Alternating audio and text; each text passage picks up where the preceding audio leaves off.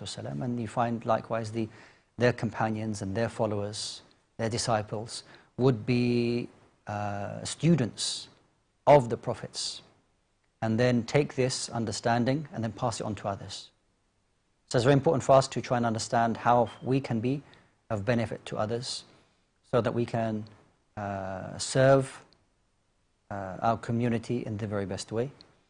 And at times like this, where there's almost like a reset, on so many different levels there's a reset, where the masajid, as an example, have been closed for 3 months now, and they may open maybe next month.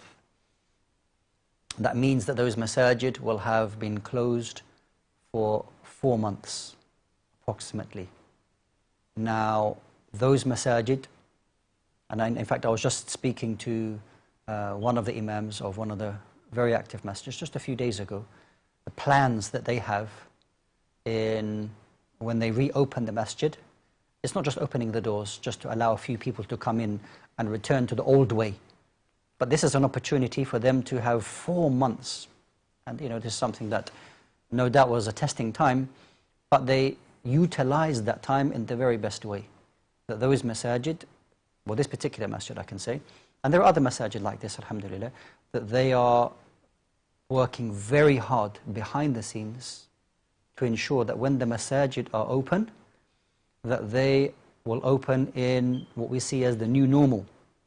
Because life won't go back to the way it was once upon a time, maybe just a few months ago, but there's a new normal for us. And these particular masajid are working in the very best way to ensure that when the doors of the masjids are open, that people will find that the masjids are the most important places in our community. So for this reason, I think it's good to mention, along the theme about benefiting others, that the masajid are places where they are supposed to serve the community, and that they are there to help the community, and that when the masajid, that they do open, and inshaAllah ta'ala we have hope that this won't be very long, maybe a matter of weeks, that when those doors are open, that they are more than ready, and they have many things in place. I want to say many things in place. I don't mean stickers on the floor saying that you have to social distance. These are guidelines that you're supposed to do with regards to government. I don't mean government guidelines. Yes, of course you have to fulfill that. What I'm saying is you fulfill your Islamic responsibility with regards to serving your community. So we ask Allah subhanahu wa ta'ala to allow, to guide and help those who are sincere in their job. Allahumma ameen. Ameen. Jazakallah khair, Shaykh. We're going to go to our first question of the show, which is from our WhatsApp questions. And the question is, Assalamu alaikum. I'm Ibrahim and I'm texting from Dubai. Assalamu alaikum, my brother.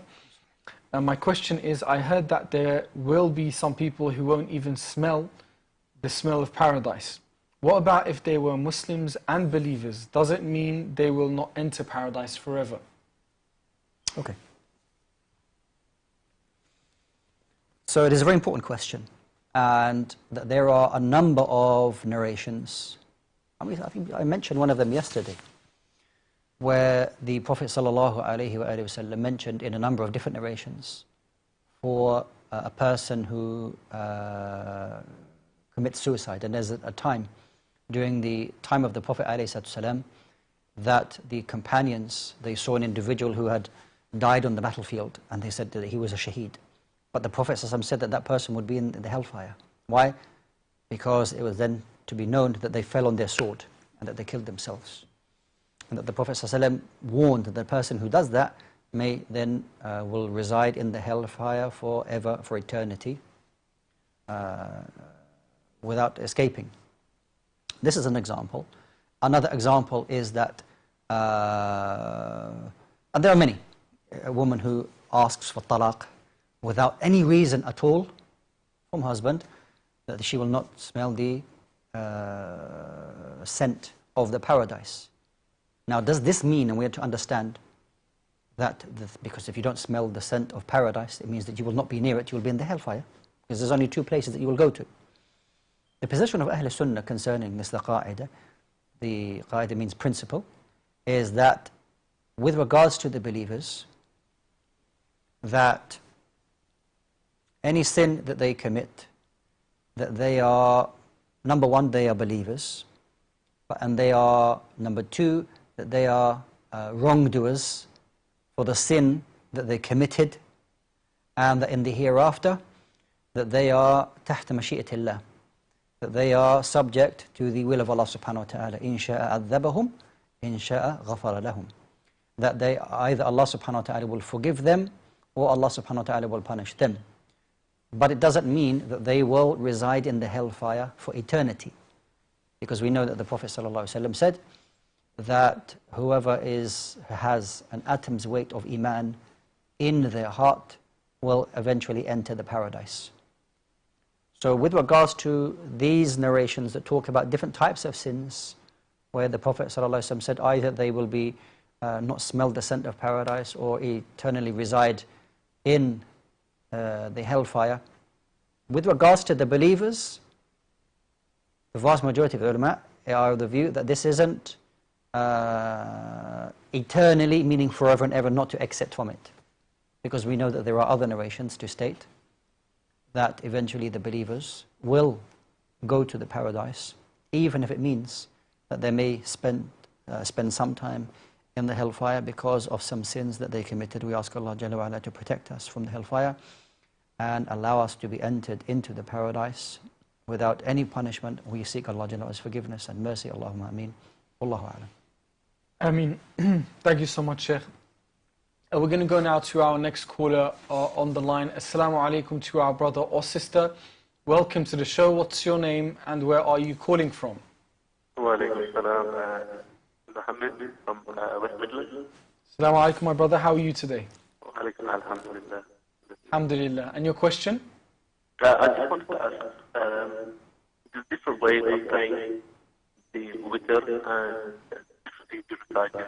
So, which one is right, or they both right, or they all right? So if you could tell us how to pray it, what to recite in it, and you can give us a demonstration as well. Okay, you got that, Shaykh? The last bit you mentioned there, brother, sorry? If you can give us a demonstration. Yeah, well, we can't do a physical demonstration here, but we can explain it, inshallah. Okay. Jazakallah khair. Yeah. Okay, so with regards to Salat al-Witr, we know that the Prophet ﷺ emphasized the praying of the witr prayer. Now, first and foremost, we'll mention a few issues to do with it, inshallah ta'ala, that the Prophet ﷺ said that if one of you prays the night prayer, then pray that in twos. And if you fear that the Fajr will come, then you should pray witr before that. So it is a very, very and highly emphasized supererogatory or voluntary prayer amongst the majority. Some of the other ulama of the view that it's a wajib. So it is a highly stressed sunnah prayer for you to offer as, if possible, the last prayer that you offer.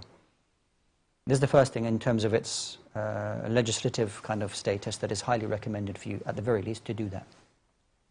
Now, witr meaning odd, so therefore the amount of raka'at that you will offer are an odd number, so 1, 3, 5, 7, 9, 11. So it can be prayed in this manner. So most commonly people pray as maybe 1 or 3 raka'at. Now, if you're going to pray as 1 raka'ah, which is a strong view, that you just simply pray 1 raka'ah on its own, and there's 1 tashahhud at the end, and you make taslim, and that's the end of it. If you're going to pray 3 raka'at, then there's potentially 3 different ways of praying that. The jamhur, or the vast majority of ulama, say actually if you're going to pray 3, there's 2 ways of doing it. And that is that you'll pray 3 raka'at and you'll make 1 tashahhud at the end. So at the end of the second raka'ah, as you do with normal prayers, you make tashahhud and you stand up. With witr here, at the end of the second raka'ah, you just get up straight away. And in the third raka'ah, okay, that's when you finish the prayer with 1 tashahhud at the end. So it's 3 continuous raka'at with 1 tashahhud at the end. The second way of doing it is that you pray 2 and 1. Your intention is to pray 2 and a 1, and they're done separately. So you pray 2, you make taslim, and then you stand up to make 1. Okay, shafa' wal witr, as they say, an even and then odd. So you pray 3 rak'at like that. There is another view amongst the one of the madhabs, is that you can pray Salat al-Witr like Salat al-Maghrib. So the way that you pray Salat al-Maghrib is the same way that you will offer Salat al-Witr. It is one view in the madhab of Imam Abi Hanifa rahimahullah. The other schools of thought view it otherwise, that you don't pray or you don't offer Salat al-Witr like Maghrib, based upon narration of the Prophet sallallahu alaihi wasallam. So if you follow the madhab of Imam Abi Hanifa rahimahullah and you pray it like that, then of course your salah is, we're not talking about validity, you go ahead and you pray it like that. If however you follow the other madhab and then you pray it in one of those other 2 ways that I mentioned, then you offer it like that. Okay.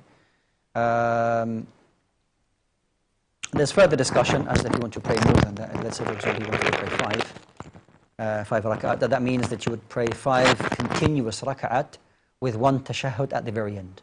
Okay, say 5. So there's only 1 tashahhud, not after the second one or the fourth one you pray tashahhud. No. Pray 1 rak'at, you go down, you come up. Second, third, fourth, fifth, and then you make tashahhud at the end and you make taslim. That's another way if you wanted to make it witr 5 rak'at. Okay. So this, in brief, is some of the issues to do with witr, wallahu a'lam. Thank you, Shaykh. We're going to go to our next caller now. So, assalamu alaikum to our brother or sister on the line. Welcome to the show. What's your name and where are you calling from? Assalamu alaikum. Welcome to the show. Walaikum assalam. MashaAllah. You sound like a familiar voice. What's your name again? Anika Shakir. MashaAllah. How are you? You okay? Fine, alhamdulillah. MashaAllah. And how old are you? I'm 9 years old. MashaAllah. Do you watch the show regularly? Yes, Alhamdulillah. What do you think of the show? Do you learn a lot from it? it's really good. Alhamdulillah. We ask Allah to accept from all of us. That's what it's about. So it's good to hear that you're learning a lot from it. So what's your question? Are we allowed to pray in non-Muslim's house? All right then. Do you have any other questions? No. Okay, so you can listen to your answer from the Shaykh on the phone or you can watch along on your TV, okay? All right then. I think he's gone to watch from his TV. Okay. So the question is, are you allowed to offer your salah in a house for those people who are not Muslims? Okay. Absolutely, no problem, inshallah ta'ala. As long as where you're praying is clean, you can face the qibla, no problem, inshallah ta'ala. You should try to choose a suitable place when praying. But yeah, in general, absolutely no problem, inshallah ta'ala. Thank you, Shaykh.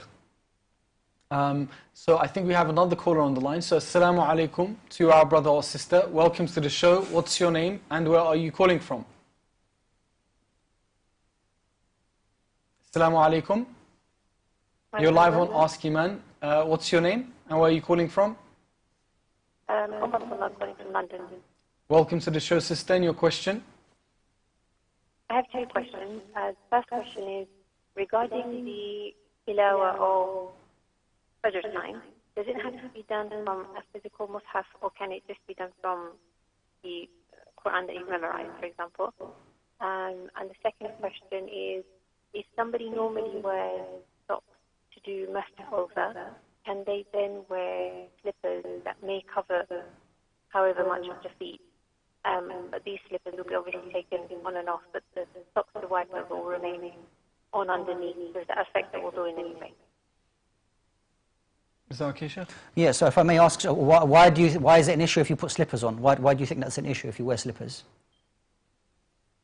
Because I've heard and I've read that if you've obviously taken another layer on and off, that might affect it. So I just wanted to get clarification. Okay, it's clear, inshallah.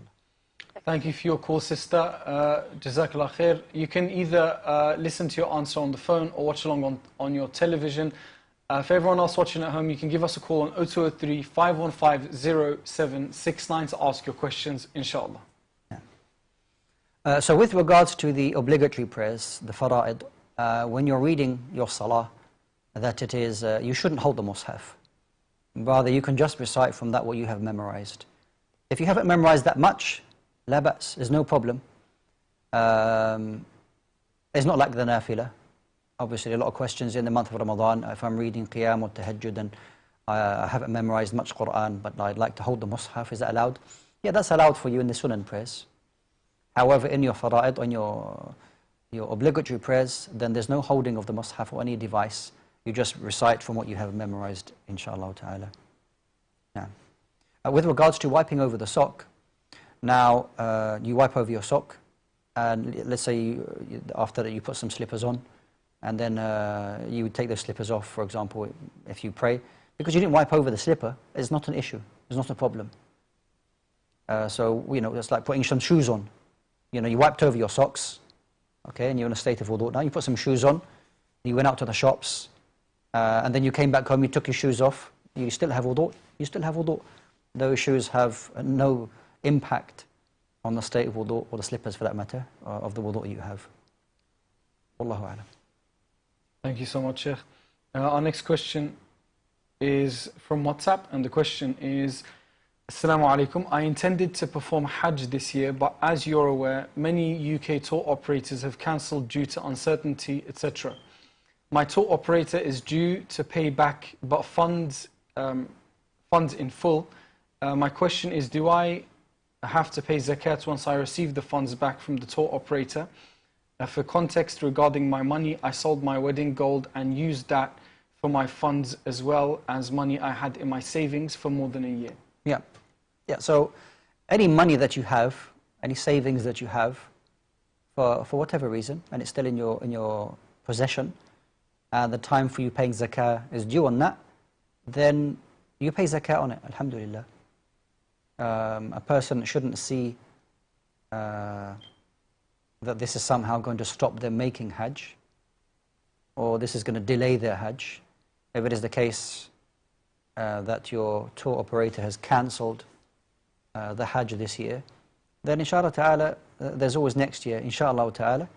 And if, because the zakah is only is 2.5%, it's not, 25% or 50% of your wealth, it's 2.5%. So if you had,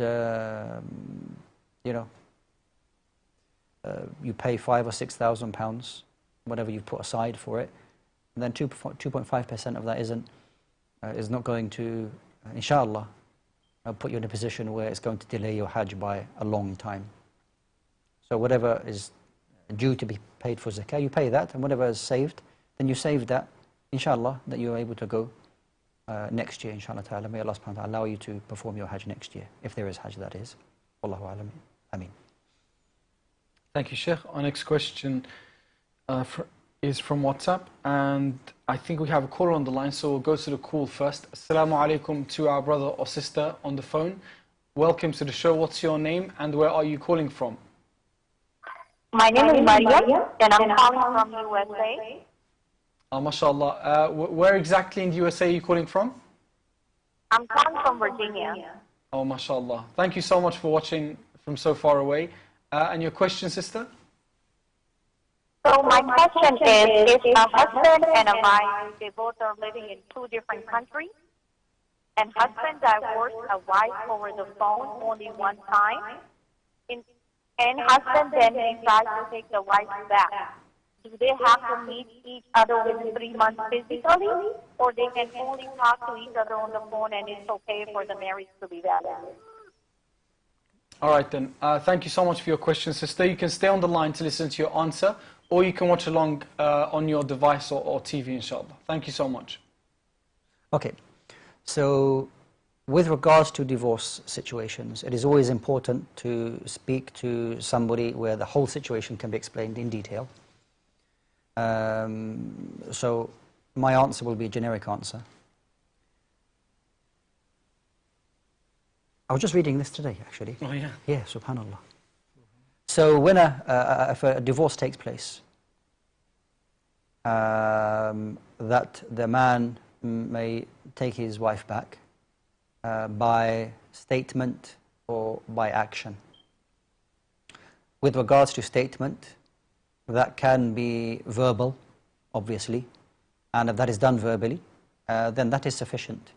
It is not a condition that they actually have to be in the same place, okay, or the same room, but it would be enough. And even if it wasn't said to her, but said to another person, and that person can testify, be a witness for that statement, that would be sufficient in principle. So the husband says within her iddah, because remember, brothers and sisters, during the iddah, they're still husband and wife, by the way. Okay, technically, they're still husband and wife during the waiting period. So the husband says, I take it back. Okay, I take that divorce back, and that would be sufficient, inshallah ta'ala. And Allah Azza wa Jalla knows best. Thank you so much. Sister, does that answer your question? Yes.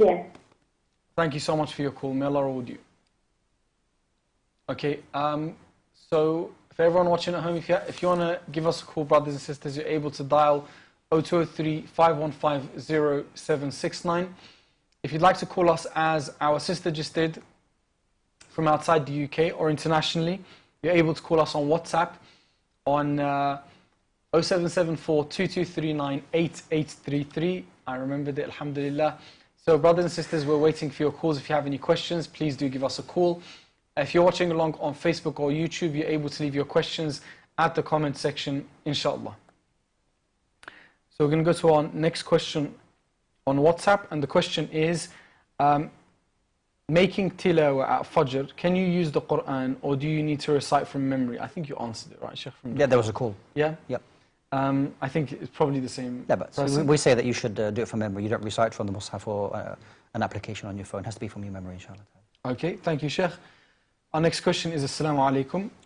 I know of a hadith saying that those who aren't financially capable of being married should fast. Is this an obligation? Second question, if it is an obligation, as I belong to this category, is the sunnah fasts enough, i.e. Monday and Thursday in the white days, or do I have to fast every day? Jayd. So the Prophet ﷺ said in the sound hadith, Ya ma'ashara shabab, O youth, that whoever from you can marry, then let them do so. If they are unable to do that, then let them fast, because this will help them get through the situation. Now, this isn't a command to fast if you cannot afford, but it is a means of helping you get through the situation, whether it is Monday or Thursday or 3 days, whatever you find, if you feel is you're capable of doing, you can do that, inshallah ta'ala. But this is only a means, wallahu a'lam. Thank you, Shaykh. That brings us to our first break of our show. Stay tuned and we'll be back in a few minutes, inshallah.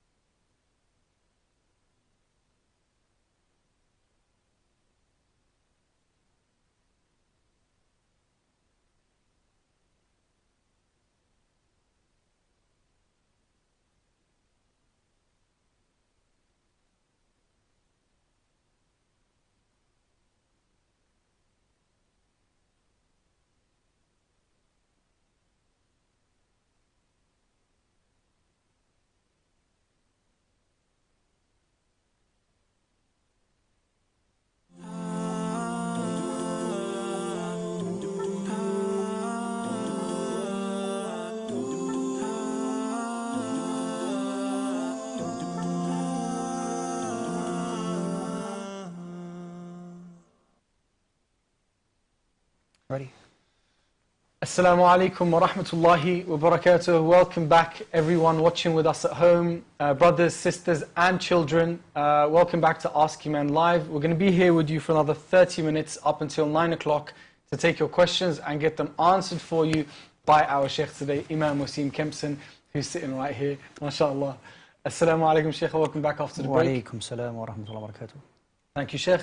For everyone watching at home, if you'd like to ask a question, you're able to pick up your phone and dial 0203 515 0769. If you'd like to call us from your phone, you're able to use our WhatsApp number on 074 2239 8833. You can use the same number to send your questions written as a message. And if you're living outside of the UK as well, you can use that WhatsApp number to get in contact as well, inshallah. If you're watching along on YouTube, you're able to leave your questions at the comment section. And inshallah, we'll continue with our show now. So, Shaykh, our next question from WhatsApp, which I remembered just now that we had some questions we didn't finish yesterday from YouTube. So we'll get to those after our next caller. So, Assalamu alaikum to our caller. Welcome to the show. What's your name and where are you calling from? Assalamu alaikum. Are you on the line? Welcome to the show, sister. And your question for us today? I've got two questions, inshallah. You can go ahead. Question is, do you have to have wudu when performing Sajda al-Shukr? And my other question is, on Friday, is it just enough to read the first 10 verses of Surah Al-Kahf, or do you have to read the whole surah to get the reward? Okay, sister. Thank you so much for your questions. Do you have another question? No, that's about it. Okay. Thank you so much for calling. First question? Was do you need to have wudu to perform sajda to shukr? Okay, yeah, so sajda to shukr, like the prostration of thankfulness, being grateful, is not salah. So being in a state of wudu is not required. And number two was, what's the second question? The second question, I can't recall. Sister, are you still on the line? That's No. That's a no. Yeah. Okay, I will recall that inshallah. So, do we have any more callers on the line? Okay, the question was, do you have to read the Surah Al-Kahf? Is it sufficient to just read the beginning? Yes, to get the reward. So the question is, what reward are you seeking? Yeah. Yep. So there are different rewards attached to reciting Surah Al-Kahf. The Prophet ﷺ said that the person who reads and in some narrations memorizes the first 10 verses of Surah Al-Kahf, inshallah ta'ala will help that person be a protection from ad-Dajjal, the first 10 verses. As for the recitation of Surah Al-Kahf in its entirety, all of it, this is a different reward. And this can be done on a Thursday night. You can start reading on a Thursday night after Salat al-Maghrib, which is technically the night of Al-Jum'ah. And then you have all day to do that as well on the Friday, in which in one of the narrations that the Prophet ﷺ said that reciting Surah Al-Kahf on a Friday will be a light for that person until the coming week, until the Jum'ah, which comes a week later. So there's two different rewards depending on the narration that we're talking about. Wallahu a'lam. Thank you so much, Shaykh. Our next question is from WhatsApp, and the question is, Assalamu alaikum. Allah says that the Quran is a clear book with clear guidance and no things are left behind or left out. Yeah. How come we need tafsir to understand the verses while it was meant for everyone to read and understand? Yeah, so Allah subhanahu wa ta'ala tells us that the Quran is a clear book, a book of guidance, and that He subhanahu wa ta'ala did not leave anything out of that. It is important to know that at times, depending on people's understandings, because not everybody's understanding is the same. People have different levels of understanding. So a person may understand something, another person may not understand it. To that person it's very clear. So it's a relative term. So why do we need tafsir? Well, there are people who don't have a high level of understanding. therefore things need to be made clearer to them. Okay? Is this a deficiency in the Quran? Ma'adallah, of course not. It's a deficiency in us. Our level of understanding isn't to that. Therefore, even during the time of the Prophet ﷺ, that there were certain verses that the companions, they would ask the Prophet ﷺ that the meaning of this verse, and he ﷺ would explain the verse to them. Okay? So there was no part of the Quran which the companions radiallahu anhum did not understand. There was no verse. They would say, we just don't know what it is. Everything was explained to them by the Prophet ﷺ, that what needed to be explained. Okay? And then through the times, people, there's more people that need to learn, and due to people's understanding, which may be not as like the previous generation, things were made simpler for us to understand. It got to a stage where people don't even know Arabic now. So how can I understand Quran? Therefore, alhamdulillah, people went to the scholars went to the situation to translate the meanings of the Quran so that people could grasp the main concepts of that what was in the Quran. Okay? This doesn't take away that the Quran is not clear. Of course it is clear in everything that is in the Quran. And that Allah subhanahu wa ta'ala did not leave anything out. مَا فَرَّطْنَا فِي الْكِتَابِ مِنْ شَيْءٍ. Allah Jalla didn't leave anything out of the book. So therefore, the shortcomings is from our own selves. But alhamdulillah, all praise due to Allah subhanahu wa ta'ala, that the ulama, and when we say the ulama, this stemmed from after the Prophet ﷺ, the Sahaba. Are they great ulama? Of course they are. They're great scholars of Islam. And their students and so on and so forth. This went through the generations. This is the scholarship we have in Islam, walillahi alhamd, and that they would explain things to their students and people around them. So this is how it works, alhamdulillah. Jazakallah khair, Shaykh. So Shaykh, is it relevant that where the Prophet will say, I believe on the Day of Judgment, that my people have abandoned the Quran? Yes. Is it relevant, the fact that if we don't know Arabic, is that part of it? Is that part of not making that effort to have that connection? Right. Yeah, so the verse you're referring to in Surah Al-Isra, I believe, the Prophet ﷺ on Yawm al-Qiyamah say, well, his ummah, that they abandoned. Not all of the ummah, by the way. Not all of the ummah. There'll be some people from the ummah who abandoned the Quran. Now, abandoning the Quran, what does that mean? Does that mean just not reciting it? It has a number of meanings, actually. Not just a people who don't read it, or don't understand it, and then don't act upon it. Okay, this is all forms of abandoning the Quran. A person should, the Quran should be a way of life for them. Do's and don'ts, halal and haram. A person abandons that as well. So abandonment of the Quran comes in different ways. So if a person doesn't know the Arabic, that doesn't stop them referring to a translation of the meanings of the Quran for them to know what is halal, what is haram, what is an obligation upon them, and what is recommended for them to do. These things, alhamdulillah, the message will still reach them. So you might find a person who doesn't know Arabic, but is striving to do their best to worship Allah subhanahu wa ta'ala, recites the Quran, but knows the awamir, knows the commands, knows the prohibitions and avoids them, and is not to be considered one who has abandoned the Quran. Okay, so it really goes back to the individual in their relationship with the book of Allah subhanahu wa ta'ala, because the relationship with the Quran isn't just one. Because a person can recite it and don't act upon it. You've abandoned the Quran because you're not acting upon it. But a person who's unable to read, because they weren't born into speaking Arabic language, but whatever knowledge comes to them, they act upon it. That person is trying their best and is not considered a person who is abandoning the Quran at all. And there's that hadith, Shaykh.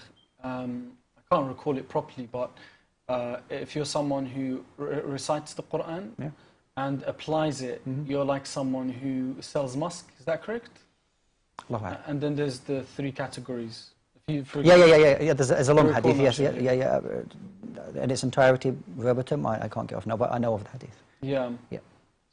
So there are different people with regards to their the one application and recitation of the Quran, and the Prophet gave different examples of the one who recites it and then acts upon it, and then there's the one who just recites it, and then there's the one who abandons it, and there's like different examples in each of those. maybe it's a hadith we can try to search up and explain to the viewers, inshallah. Yeah. The reason I asked all of that, Shaykh, is because I was reflecting and thinking, subhanAllah, imagine, I'm blameworthy of this. What do we say in front of Allah if you've had an entire life, where you've worked and you've grown old and you've earned your money and you've put your time in so many areas, and this entire life didn't look like one that you knew the Quran properly. Yeah. And it's a book, 600 pages, I believe. Yeah. So it's a sad state, Shaykh. Imagine me Allah in that state. Yeah. So as human beings, we can at some time, there are times that certain human beings think they're very smart, they think they're very clever, and their own shortcomings, the refusal to accept their own shortcomings is their failure. Yeah, they refuse to accept that they have shortcomings. Yeah, كل ابن آدم خطاء, all the sons of Adam are sinners. وخير الخطائين التوابون, that the best of sinners are those who repent to Allah subhanahu wa ta'ala. But recognizing that they have traits, they have actions, or things that they have done, somehow they justify doing it. Somehow at that time they justified it. And then over a period of time, they look back on it and they maybe don't recall how they justified it. All they can remember is that I did it, and I wouldn't have done, gone directly into haram. I must have been justified in doing that action. I think, then I was fine doing that. When in actual fact, maybe at the time when you did it, you had no justification for doing that. So your forgetfulness comes to, is a savior for them. In that, well, I can't remember everything. All I can remember is that I did it, and if I did it, I must have done it halal way. I'm not going to intentionally do haram. So they somehow justify what they did. So, people will, there's different types of people. And we ask Allah subhanahu wa ta'ala to protect us, allow us to be sincere in what we do and protect us from. In at times it could be nifaq, it could be hypocrisy. Allahumma musta'an. Thank you, Shaykh.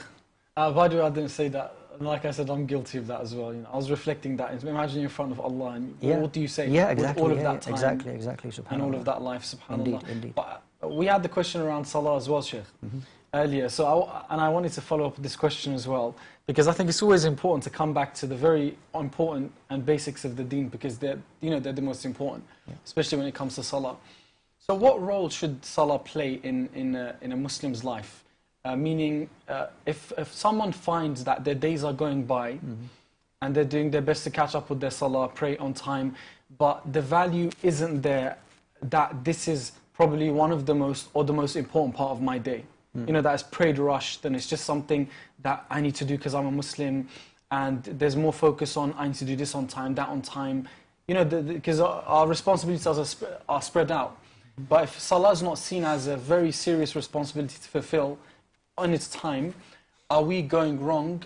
And if we are, Shaykh, then what's the mind frame to fix that? Yeah, so there are many places in the Quran that Allah Jalla wa Ala talks about the obligation of salah, the importance of salah, how to use salah. Many ahadith talking about the salah, its virtues, its benefits, its rewards, or it's the link between you and Allah subhanahu wa ta'ala. It's the first thing you'll be asked about on Yawm al-Qiyamah. But, the Prophet said that the difference between, Iman and Kufr, between us and them, in the contract or the agreement we have with Allah Jalla wa Ala, the difference is our salah, it's the prayer. If you can imagine, sometimes you need a real kind of stark, harsh, clear, sometimes a coarse reminder as to what the prayer is and the status of the prayer in you identifying yourself as a Muslim. And a person who is lazy with the prayer means, quite simply, is that they're lazy with Allah subhanahu wa ta'ala, is the bottom line. And they haven't recognized, listen, everyone has their test, everyone has their struggles, and whatever the case may be, but the salah is really the the nourishment, the food for your soul. That if you don't nourish your soul 5 times a day, if you don't check in with Allah subhanahu wa ta'ala 5 times a day, then there is a deficiency beyond recognition, beyond any comprehension. It's not something you'll be able to see now, but if you don't check in with Allah Jalla wa Ala 5 times a day, it means that there is a grave error, a grave mistake that person is falling into. The person may not feel it, person may not see it, but that is the reality. That if the person doesn't, fulfill those 5 prayers in which the Prophet ﷺ said that if the prayers are good, then what follows that will be good, quite simply. And if the 5 daily prayers are like not so good, then what follows will be of the same nature. And this is when you're standing in front of Allah subhanahu wa ta'ala. There's no going back and saying, well, I thought I understood this, I understood that, and I was doing this, and I was going through a bit of a hard time and things like that. The point is that, yes, and we all need nasiha, we all need advice. That in hard times, that the outlet, the one who is going to help you through that is Allah subhanahu wa ta'ala. So therefore, we all need to be reminded from time to time, all of us, about the importance of salah, offering it in its time, offering it in the best way that you can, because this is what identifies you as who you are as a Muslim. This is your relate with Allah subhanahu wa ta'ala. So we ask Allah Azza wa Jalla allow us to be from those who establish the prayer in a way that is befitting to His Majesty. Ameen. Last question on this point, Shaykh. I'm sorry to ask it, if you don't mind. Now, as born Muslims, maybe we take salah for granted, because maybe we can't connect to some of the things you just said that identifies you as a Muslim. It's just very ritualistic. Sure. 5 times a day, I've always known this, I've seen my dad, my mum. But you, yourself, Shaykh, is there a perspective maybe you can give from, your experience, being a Muslim and then not before being a Muslim? I hope you don't mind me. No, it's not. That's okay. It's fine. I don't know. Some people may not know that you came to Islam at like well, a young age. If you can't tell, then I'm not sure. I became Muslim. Okay, yeah. I don't know. It's difficult because a person who makes a conscious decision to become a Muslim realizes that there is a responsibility in front of them, and that they're going to add this to their lives. What wasn't there before, they're going to add it to their lives. Whereas it differs. Maybe it's good conversation. Maybe it's not necessarily that we don't have the time to speak about this in any depth. It's like a podcast type of conversation. It is, I guess, yeah. But somebody's born into Islam, that's all they know. They're not adding anything to their lives. It's just part of their lives. But then you may find many people who, brothers and sisters, that they maybe weren't brought up in a practicing family. Prayer wasn't really that important, or they weren't taught to pray. And then they make a conscious decision to start praying and start practicing their Islam. So there are some similarities. That yes, a person was born into Islam, but really wasn't taught Islam, but then made a conscious decision to start practicing Islam, just like a person who was not a Muslim and made a conscious decision to enter into Islam. So they have some similarities on that level. Allah knows best. I mean, there are those, shaitan can come, laziness can come to anybody, whether you embrace Islam or you were born into a Muslim family or you started practicing. It involves self-discipline. It involves, there's an element of struggle and striving against your own maybe lazy self and not wanting to do something. So you push yourself to get up, you push yourself, to stay up. Regardless if you entered into Islam or you were born into Islam, that, to adapt to your situation and strive for the sake of Allah subhanahu wa ta'ala is upon everybody. And that doesn't mean that if you entered Islam or not, that's going to be any different. It's the same for everybody on that level. So like you said, it's the fact that you just keep trying. That's consistent. That's with everybody. It's going to be a struggle regardless. There's striving there. That's right. Thank you, Shaykh. Our next question is going to come from our caller. So, assalamu alaikum to our brother or sister on the line. Welcome to the show. What's your name and where are you calling from? Assalamu alaikum. I can hear you. Wa alaikum Can you salam. hear me? Yes, very clearly. Right, Your question, brother? the imam, you got imam, you got I can't hear you very, very well, my brother. If you can call back, I was told to ask you to call back on the other line, so maybe you're using WhatsApp. Call us on the studio line, which is 0203-515-0769. We'll probably hear you better there, and then we can take your question, inshallah. Thank you so much, my brother. Okay, our next question is going to be from WhatsApp, Shaykh. Okay, we have one more caller, I've been told. So we'll go to our brother or sister on the line. Assalamu alaikum. Welcome to Ask Eman. What's your name and where are you calling from? Wa alaikum salam. Muhammad, Ahmed again. MashaAllah. I just wanted to ask, what do you pray in the witr prayer? Can you just pray Surah Al-Fatiha and another surah, or do you have to read another dua in it, or what do you do? Okay, thank you so much, my brother. Jazakallah khair for your call. Actually, he did ask that. I forgot to answer that. May Allah bless the brother. So, what to recite in the witr prayer? If you're going to recite 1 or 3 or 5, it's up to you. There isn't something obligatory that you have to recite after Surah Al-Fatiha, depending on the amount of rak'at that you're going to pray. It is authentically narrated that the Prophet ﷺ, when he prayed 3 rak'at, that in the first rak'ah he would recite after Surah Al-Fatiha, Sabbih isma rabbikal a'la. In the second rak'ah, Qul ya ayyuhal kafirun. And in the third rak'ah, Qul huwallahu ahad. If you wanted to do that, you can. If you haven't memorized those chapters, then you can recite any other chapters, whatever's easier for you, after Surah Al-Fatiha. Even if a person sufficed, we're talking about the absolute, what is acceptable. If you just recited Surah Al-Fatiha, it would be accepted. You didn't recite any chapter afterwards. The salah is still valid. I mean, you left out a sunnah, and that is reciting another chapter after that. This is with regards to what you recite. In the last rak'ah, in the last unit of prayer that you're going to offer, if you wanted to perform the qunut, which is the dua that you will do, okay, after you come up from ruku', it's also narrated you can do it before. Let's say on the basis that you come up from ruku' and then you can make the dua, Allahumma hadina fi man hadayt wa afina fi man afayt. And you want to make this dua, and then you go into sujood after that. This is optional for you. Okay, doing the qunut is not a must. If you decide to do it, it's good. If you leave it, then it is also acceptable. No problem, inshallah ta'ala. Wallahu a'lam. Thank you, Shaykh. Our next question is from WhatsApp. The question is, Assalamu alaikum. If I miss the fard time and wake up at a time where it's not allowed to pray zawal, do I still... Zawal, mashallah, means that you've missed fajr and woke up at dhuhr time. Yeah. Tayyib. Is that what it means, Shaykh?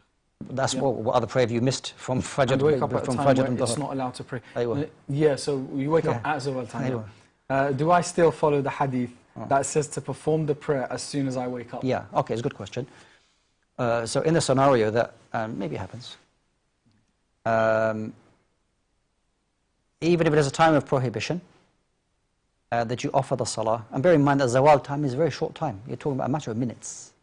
Oh, okay. It's a matter of minutes. It's not like long time, like the prohibition of praying after fajr until sun rises and after asr until sunset. Okay, these are longer times. The zenith or the zawal time is a very short time. Nonetheless, if you've missed that salah, we understand that the Prophet ﷺ said that you pray that prayer when you remember it or when you wake up, regardless of the time, offering it at that time. This will be an exception to the rule. Wallahu a'lam.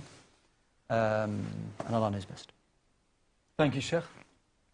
We're going to go to our next caller of the show now. So, Assalamu alaikum to our brother or sister on the line. Welcome to the show. What's your name and where are you calling from? My name is Saeed. I'm calling from Northampton. My question is to Imam, can we make qurbani for the Eid? Can you make qurbani for this Eid? Do you want any... Deceased. Oh, for the deceased, sorry. All right then. Okay.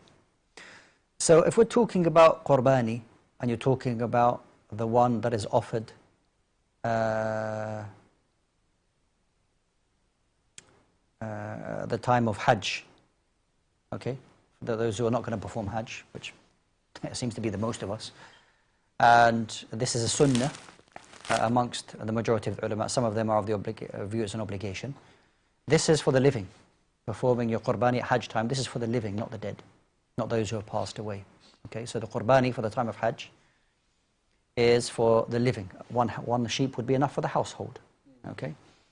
Now, with regards to having slaughtering an animal and distributing that animal as a sadaqah, as a charity for the deceased, this is a separate issue. Okay, that's okay. If you want to distribute sadaqah in the name of a deceased, so maybe you have some animals, they are slaughtered, and that's as a charity dedicated to the deceased, then that's fine. Okay, but bear in mind that they're separate issues. The qurbani, if you're talking about the Hajj, this is for the living, not the deceased. But if you want to distribute a charity and give charity in the name of a deceased, you can do that, inshallah ta'ala. Wallahu a'lam. Thank you so much, Shaykh, for your answer. Thank you so much for joining us today as well, Shaykh. That brings us to the end of our show. Jazakallah khair. Thank you to everyone who's tuned in today. We're going to be back on Tuesday at the same time, inshallah, at 8 o'clock for an hour live with you, brothers and sisters. Do tune in tomorrow on Sunday at 8 p.m. for our new show, which is Ask Eman Highlights, where we take the best questions through the week from our shows and put them together in one show, inshallah. So be sure to catch that tomorrow. For now, Assalamu alaikum wa rahmatullah.